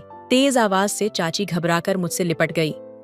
जब उन्होंने मुझे अचानक से जोर से गले लगाया तो मुझे थोड़ी शर्म महसूस हुई, क्योंकि वह मेरी चाची थी। लेकिन इस पल ने मुझे एक अजीब सी खुशी दी, जैसे कि हम दोनों के बीच कुछ खास हो रहा हो। उनका स्पर्श मेरे दिल की धड़कनों को तेज कर रहा था। मैंने महसूस किया कि चाची की नजदीकी से मुझे एक असीमित सुकून मिल रहा था। दोस्तों, चाची वैसे तो जवान थी और आज रात उनकी नजदीकी ने मुझे थोड़ा असहज कर दिया। काफी देर तक चाची ने मुझे अपनी बाहों से अलग नहीं किया, बल्कि वह मेरे शरीर पर बार बार हाथ फेरती रही। तब मैंने उन्हें दिलासा दिया और कहा, चाची, आप बॉडी बिल्डर भतीजे की चाची हैं। इस छोटे से आवाज से क्या डरना है दोस्तों? उनकी नजर देखकर मुझे खुद ही शर्माने लगी और मेरी नजरें नीचे झुक गईं। मैंने कहा, मुझे बहुत नींद आ रही है, और उन्हें उनके कमरे में जाकर सोने के लिए कहा। सुबह मैं अपने समय पर कॉलेज के लिए निकल गया। दोपहर में चाची अपने ट्रीटमेंट के लिए जाती थी। उस दिन रात को जब मैं अपने कमरे की लाइट बंद करने वाला था, तभी जोर जोर से मेरे कमरे का दरवाजा खटखटाया गया। दरवाजा खोलते ही चाची सामने खड़ी थीं। घबराई हुई हालत में मेरे कमरे में दौड़ती हुई आई और मुझे देखते ही चाची ने मुझे जोर से गले लगा लिया। वह मुझसे बहुत ज्यादा लिपट गई थी। अब तो बिजली कड़कने की आवाज भी नहीं आई थी। फिर उन्हें डरने की क्या बात थी? मैंने उनके सिर पर हाथ फेर कर पहले उन्हें शांत किया। चाची अब मेरी बाहों से अलग होने को तैयार नहीं थी। उन्होंने कहा, प्रिंस, आज मैं दीदी के कमरे में अकेले नहीं सो सकती। मुझे अजीब अजीब ख्याल आ रहे हैं। या तो तू मेरे कमरे में सो जा, या मुझे तेरे साथ तेरे कमरे में सोने दे। मैंने चाची को शांत किया और पूछा, तुम्हें किस बात का डर लग रहा है? इस पर उन्होंने कहा, जिस डॉक्टर से मैं इलाज करवा रही हूं, वह मेरे साथ क्या करेगा, यह मैं नहीं बता सकती। मुझे उसी का डर है और मेरे दिमाग में बार बार अजीब अजीब विचार आ रहे हैं। जैसे कि वह डॉक्टर कहते हुए चाची फिर से मुझसे लिपट गई।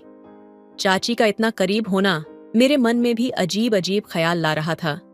मैं बार बार उनका हाथ छुड़ाने की कोशिश कर रहा था, लेकिन उनकी नजदीकी ने मुझे एक अनजानी सी चाह से भर दिया था। इस पल ने मेरे दिल की धड़कनों को और तेज कर दिया, जैसे कि हम दोनों के बीच एक अनकही समझ हो रही थी। दोस्तों, लेकिन चाची बार बार मेरे चेहरे पर हाथ फेर रही थी। मुझे समझ नहीं आ रहा था कि चाची को क्या हो गया था।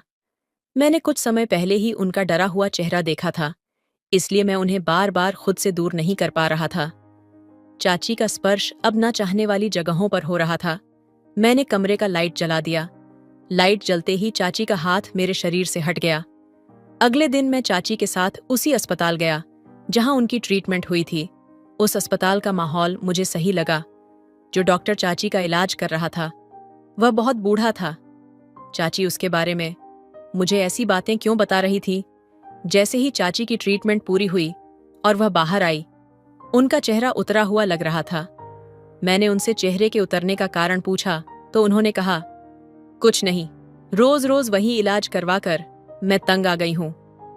चाची का उतरा हुआ चेहरा देखकर मैंने कहा, चलो ट्रीटमेंट की बातों को छोड़ो, आज मैं तुम्हें अपने साथ मूवी देखने ले जाता हूं। मैंने सोचा कि अगर वह थोड़ी घूम फिर लेंगी तो शायद उन्हें थोड़ी राहत मिलेगी, क्योंकि गांव में मूवी थिएटर और मॉल जैसी चीजें नहीं थीं और चाचा तो चाची को ज्यादा कहीं घुमाने नहीं ले जाते थे। ये मुझे पता था। जैसे ही उन्होंने सुना कि मैं उन्हें घुमाने ले जा रहा हूं तो चाची का चेहरा खिल उठा। दोस्तों, आधी मूवी देखते ही चाची ने मेरा हाथ पकड़ लिया और कुछ ही समय में वह मेरे कंधे पर सिर रखकर सो गई। उस दिन उन्होंने मॉल में मेरे साथ बहुत मस्ती की। उनके चेहरे पर एक अलग ही खुशी थी। घर आते ही चाची ने कहा, प्रिंस, आज आपने मेरा कुछ खास दिन बना दिया। इस दिन को मैं कभी नहीं भूलूंगी। आगे उन्होंने कहा, आज ऐसा लग रहा था जैसे मैंने भतीजा के साथ नहीं, बल्कि चाची बोलते बोलते रुक गई, लेकिन मुझे समझ में आ गया कि उन्हें भतीजे के आगे क्या कहना था। दोस्तों, मैंने उसकी बात को हंसी में टाल दिया और उस दिन घर छोड़कर जिम के लिए निकल गया। जिम से लौटते ही मैंने खाना खाया और नहाने चला गया। नहाने के बाद जब मैं अपने कमरे में गाने सुनकर दिमाग ताज़ा कर रहा था, तभी अचानक मुझे अपने शरीर पर किसी का हाथ महसूस हुआ। कोई मेरे चेहरे पर हाथ फेर रहा था। जब मैं आंखें खोलकर देखा तो सामने प्रिया चाची खड़ी थी। प्रिया चाची किसी अलग ही अवस्था में थी। उसने मेरी मम्मी की टी शर्ट और पैंट पहनी हुई थी। उसकी खूबसूरती उस कपड़ों में और भी निखर रही थी। वह बहुत गोरी थी और उसकी मासूमियत मेरे दिल की धड़कन बढ़ा रही थी। जैसे ही मैंने स्थिति देखी, मैंने उसे खुद से दूर कर दिया और कहा, चाची, आप ये कैसी लग रही हैं? चाची ने मुस्कुराते हुए जवाब दिया, प्रिंस, तुम रोज जिम से इतनी मेहनत करके आते हो, मैं बस तुम्हारी मेहनत देख रही थी। वैसे भी रोज जिम में बहुत सी लड़कियां तुम्हारे शरीर को देखती होंगी। अगर तुम्हारी चाची ने तुम्हारे शरीर पर हाथ फेर दिया तो क्या हो गया? अगर तुम्हें अच्छा नहीं लगा तो सॉरी। ये कहते हुए चाची मेरे ऊपर बैठ गई और मेरी तरफ पीठ करके खड़ी हो गई। मैंने कहा, चाची, तुम्हें अपने भतीजे की मेहनत देखने का पूरा हक है। आप अचानक आ गई, इसलिए मैं थोड़ा घबरा गया था। इसके बाद चाची ने फिर से मेरे चेहरे पर हाथ फेरना शुरू कर दिया। दोस्तों, मैंने 1 साल तक जिम और डाइट का पालन किया था और मेरी बॉडी अच्छी बन गई थी। चाची मेरी तारीफ करते हुए थम ही नहीं रही थी। उन्होंने कहा, तुम्हारे शरीर पर से हाथ हटाने का मन ही नहीं करता। फिर हाथ फेरते फेरते उसने अपना चेहरा भी मेरी छाती पर फिराना शुरू कर दिया। चाची का अचानक मेरे साथ बदलता व्यवहार देखकर मैं सोच में पड़ गया था। मैंने उसे खुद से दूर कर दिया, लेकिन आज रात भी चाची मेरे कमरे में आ गई थी। उस पल में हमारे बीच एक नई समझ और अनकही भावनाओं का जाल बुनने लगा था। कहीं ना कहीं मेरे दिल में चाची के लिए कुछ अलग सा महसूस हो रहा था। क्या यह सिर्फ आकर्षण था या कुछ और? यह सवाल मेरे मन में गूंज रहा था। दोस्तों, आज तो उसने हद ही कर दी। वह मेरे चाचा का एक टी शर्ट पहनकर आई थी और उसके नीचे ना तो जीन्स थी और ना ही कोई नाइट पैंट। उसने जो टॉप पहना था वह बस उसकी जांघों तक ही आ रहा था। उसके चेहरे पर थोड़ा मेकअप भी था जो उसकी खूबसूरती को और बढ़ा रहा था। चाची उसी तरह मेरे सामने आकर बैठ गई। मैंने उनसे पूछा, आप कहाँ जाने की तैयारी कर रही हैं? इस पर उन्होंने हंसते हुए कहा, प्रिंस, तुम्हें हर बात सिखानी पड़ेगी। चाची ने कहा, मेरा मतलब था कि मुझे बहुत गर्मी लग रही है, इसलिए मैंने यह छोटे कपड़े पहन रखे हैं। मैंने सुना है कि शहर में औरतें रात को सोने से पहले मेकअप करती हैं, तो मैंने आज वहीं ट्राई किया है। वैसे भी कुछ दिनों में मुझे अपने ससुराल जाना पड़ेगा। वहां मुझे घर में गावन पहनने की इजाजत नहीं होगी। अगर मैं अभी अपनी यह इच्छाएं पूरी नहीं करूंगी तो कब करूंगी? ये बोलते बोलते चाची ने मेरा हाथ अपने हाथ में ले लिया और पूछा, प्रिंस, मैं तुम्हें कैसी लगती हूं? मैंने सीधे तौर पर कहा, आप तो बहुत ही खूबसूरत हो। जैसे ही मैंने उसे यह कहा, वह तुरंत ही मेरी ओर खिसक कर बैठ गई। चाची का बर्ताव अब मुझे थोड़ा अजीब लगने लगा था। मैंने उन्हें कमरे में जाकर सोने के लिए कहा तो उसने जवाब दिया, मुझे अकेले सोने की आदत नहीं है। अकेले सोने में मुझे डर लगता है। ऐसा कहकर वह मेरी ही कमरे में सो गई। जब से चाची मेरे कमरे में सोने लगी थी, तब से रात को मैं ठीक से सो नहीं पाया था। उस रात भी चाची ने नींद में बड़बड़ाना शुरू किया और मेरा हाथ पकड़ लिया। हाथ पकड़कर वह मुझे अपनी ओर खींचने लगी। तब मुझे गुस्सा आने लगा, क्योंकि उसकी वजह से मेरी नींद पूरी नहीं हो पा रही थी। गुस्से में मैंने उसका हाथ झटक दिया और बिस्तर से उठकर फर्श पर बिछाए गए बिस्तर पर सो गया। फर्श पर रात भर मुझे नींद ही नहीं आई। यह सब और कितने दिन चलेगा, मुझे कुछ समझ नहीं आ रहा था। चाची के साथ बढ़ती नजदीकियां और मेरी उलझने दोनों ही मेरे दिल और दिमाग में एक तूफान बना रही थी। क्या यह सब सिर्फ एक था, या फिर यह अनकही भावनाएं एक नई दिशा में बढ़ रही थीं? दोस्तों, अब तो मुझे ऐसा लगने लगा था कि चाची जल्दी से जल्दी अपने घर चली जाएं, क्योंकि दिन बदन उनकी नजरें मुझ पर टेढ़ी होती जा रही थीं। अगले दिन दोपहर के 12 बजे मैं सोकर उठा और तैयार होकर जब मैं कमरे से बाहर आया तो बाहर पापा दिखे। मुझे देखते ही पापा बोले, प्रिंस उठ गया? तू आज उठने में इतनी देर कैसे हो गई? मैंने चाची के बारे में पापा के सामने कोई शिकायत नहीं की और झूठ बोल दिया कि रात को मैं मूवी देख रहा था। पापा ने कहा, ठीक है, और खाना खाकर अपने कमरे में आराम करने चले गए। पापा के घर आ जाने से मुझे थोड़ी राहत मिली थी। पापा के आराम करने के बाद चाची ने मेरा हाथ पकड़कर मुझे खाने के लिए बिठाया। वह मुझे इस तरह से खाना परोस रही थी जैसे वह मेरी नई नवेली दुल्हन हो। उसकी आंखों में एक विशेष चमक थी जो मुझे उसकी ओर खींच रही थी। मैंने सिर झुकाकर जैसे तैसे खाना खाया, लेकिन उस रात मुझे अच्छी नींद आई। क्योंकि पापा घर पर थे, इसलिए चाची मेरे कमरे में नहीं आई। रात को पापा मेरे कमरे में सोए थे। अगले दिन नाश्ता होते ही पापा अपने काम पर जाने के लिए निकल गए। जाते समय पापा ने कहा, अब मैं 4 दिन के बाद ही घर लौटूंगा। मतलब पापा सिर्फ 1 दिन के लिए घर आए थे। पापा के जाते ही मैं भी अपना सामान समेटने के लिए अपने कमरे में चला गया। जब मैंने सब कुछ समेटकर हॉल में कदम रखा तो मैंने एक ही जूता पहना हुआ था। तभी चाची के चिल्लाने की आवाज सुनाई दी। उनकी चिल्लाने की आवाज से मैं दौड़ता हुआ वहां गया। वह मम्मी के कमरे के बाथरूम में नहा रही थी और अंदर से कह रही थी, प्रिंस, गर्म पानी का गीजर लीक हो गया है। यहाँ चारों तरफ पानी ही पानी है और गीजर के गर्म पानी में मुझे बहुत जलन हो रही है। मेरी धड़कनें तेज होने लगी। मैं तुरंत बाथरूम की तरफ बढ़ा। चाची की आवाज में एक अलग ही तान थी जो मेरे दिल को छू रही थी। उसके चेहरे पर चिंता और परेशानी के साथ साथ एक मासूमियत भी थी। मैं क्या करूं? मैंने पूछा। क्या मैं मदद कर सकता हूं? चाची ने कहा, हाँ, अगर तुम गीजर की पाइप चेक कर दो तो अच्छा होगा। उसकी बात सुनकर मैं अंदर चला गया। चाची की स्थिति देखकर मैं थोड़ा अड़चन में था, लेकिन उसने मुझे अपनी आंखों से संकेत दिया। उसकी आंखों में एक रहस्यमय चमक थी जो मुझे और करीब खींच रही थी। जैसे ही मैंने गीजर की पाइप चेक की, चाची ने मुझे अपने पास बुलाया। प्रिंस, क्या तुम मुझे गर्म पानी में मदद कर सकते हो? उसने पूछा। उसकी आवाज में हल्का डर था। मैंने तुरंत नल बंद कर दिया और पानी की। सर्दियों की एक हल्की धूप भरी दोपहर थी जब मैं चाची के घर पहुंचा। वहां की शांति में एक मासूमियत थी और दिल में हल्की बेचैनी। मैंने पूछा, क्या मैं कुछ मदद कर सकता हूं? चाची मुस्कुराई और बोली, हाँ, अगर तुम गीजर की पाइप चेक कर दो तो अच्छा होगा। उनकी बात सुनकर मैं बाथरूम की ओर बढ़ गया। अंदर का वातावरण नम था और गीजर से उठती भाप ने माहौल को कुछ खास बना दिया था। चाची वहीं खड़ी थीं।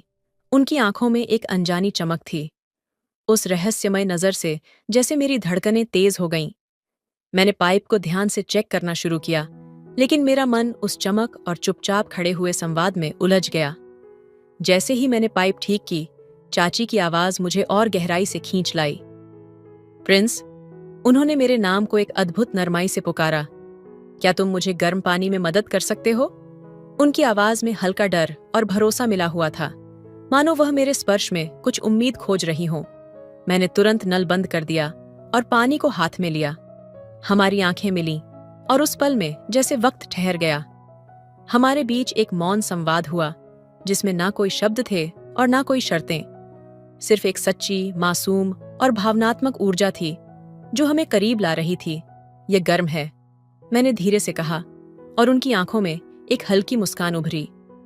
हम दोनों को पता था कि यह पल बस एक छोटी सी मदद से कहीं ज्यादा था। यह एक ऐसा रिश्ता था जिसमें न सिर्फ मासूमियत थी, बल्कि वो अनकही बातें भी जो कभी किसी शब्द में बयां नहीं हो सकती थीं। जैसे ही मैंने पानी उनके हाथों पर डाला, वह थोड़ी सी ठिठक गईं। मैंने उनकी ओर देखा और पाया कि उनकी आंखों में हल्की नमी थी, लेकिन वह एक संकोच भरी मुस्कान के साथ मेरी ओर देख रही थीं।